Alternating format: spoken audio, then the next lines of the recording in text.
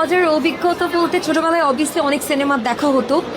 যখন থেকে আমাদের বাংলাদেশ টেলিভিশন ছিল তখন তো আমরা স্কুলে পড়তাম, সারাদিন যখন স্কুলে ব্রেক পেতাম সারাক্ষণই টিভির সামনে বসে থাকতাম।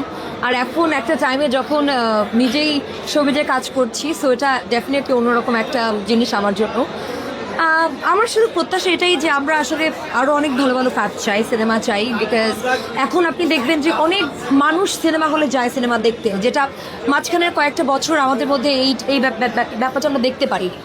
সো এটাই প্রত্যাশা যে আরও অনেক ভালো ভালো সিনেমা আসুক, আরও ভালো ভালো আর্টিস্ট আসুক, আরও ভালো ভালো হল আমাদের জন্য ক্রিয়েট হোক, যাতে সবাই একসাথে মিলে ভালো সুন্দর পরিবেশে মুভি দেখতে পারে।